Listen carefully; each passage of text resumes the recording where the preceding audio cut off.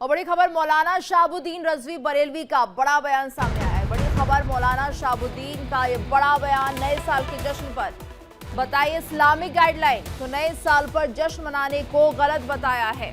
मुहर्रम से शुरू होता है इस्लामिक नया साल, इस्लामिक कानून शरिया के हिसाब से नाजायज, तो नए साल पर जश्न मनाने को उन्होंने गलत बताया है। ये बड़ी खबर मौलाना शहाबुद्दीन रजवी बरेलवी का बड़ा बयान। क्रिश्चियन की यादगार है, वो लोग इस नए साल पे जश्न मनाते हैं। और जश्न में होता क्या है, 31 दिसंबर की रात में तमाम फूहड़बाजी, शोर शराबा, हंगामा, नाच गाना, डांस करना, फजूल खर्ची करना, शोर शराबा करना, हंगामा मचाना, ये होता है जश्न का तरीका। और शरीयत इन तमाम चीजों की इजाजत नहीं देती। ये लहबो लईब है, फजूल खर्ची है। और शरीयत ने लहबो लईब को और फजूल खर्ची को नाजायज करार दिया है। नौजवान लड़के और लड़कियों से गुजारिश करूंगा कि वो कतन जश्न न मनाएं। जश्न मनाना नए साल का नाजायज है। और अगर कहीं से खबर मिली कि कुछ नौजवान लड़के लड़कियां जश्न मना रहे हैं तो उलमाए कराम सख्ती से रोकेंगे।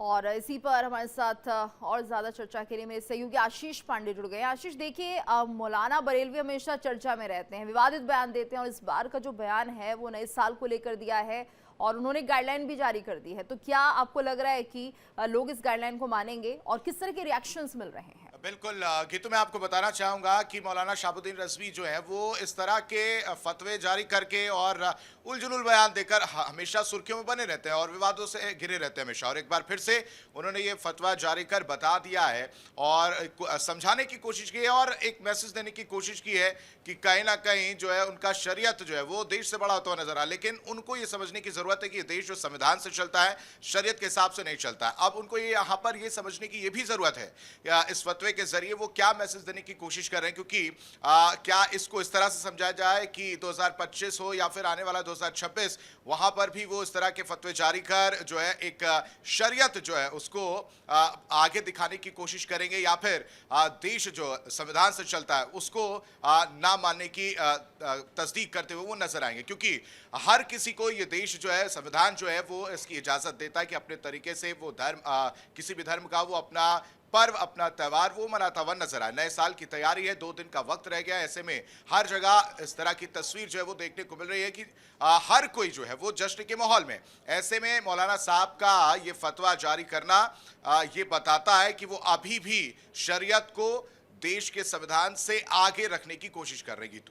बिल्कुल आशीष, और ऐसे में अब कहीं ना कहीं इस बात को लेकर विवाद भी जाहिर तौर पर है उठेगा ही, क्योंकि जैसे कि आप बता रहे कानून से, संविधान से देश चलता है, ना कि शरिया से। और ऐसे में जब इनका ये मैसेज सामने आता है तो काफी लंबा वक्त नहीं लगा दिया आशीष इन्होंने, क्योंकि अब तक न जाने कितने न्यू ईयर्स मनाए गए होंगे और उसके बाद अब इस वक्त अगर ये बयान आता है तो कहीं ना कहीं सुर्खियां बटोरने का ये तरीका है क्या? मौलाना साहब कभी ये मानने को तैयार नहीं होंगे, इस तरह के फतवे जो वहां पर जारी करने को तैयार नहीं होंगे जब मदरसों से आतंकी निकलते हुए नजर आते हैं, मदरसों से आतंकी कनेक्शन निकलकर सामने आते हैं। या मदरसों में अगर सीसीटीवी कैमरे लगाने की बात की जाती है तो वहां पर भी उस तरह के स्टेप्स या इनिशिएट करने की कोशिश नहीं करते हैं। और जहां पर महिलाओं को, खासकर महिलाओं को अगर देखा जाए, जिस तरह के नियम जो है शरीयत में है उसको लेकर दबाने की कोशिश जो होती है, उस पर उनके फतवे निकलकर सामने आते हैं। वो वहां पर सांस लेने की कोशिश नहीं करते। मामलों के लिए ही शरिया कानून का हवाला दिया जाता है, बाकी जो हो रहा है देश में शायद उसको लेकर वो उतनी संजीदगी नहीं दिखाते हैं। और ये बयान कहीं ना कहीं चर्चा में रहने का ज्यादा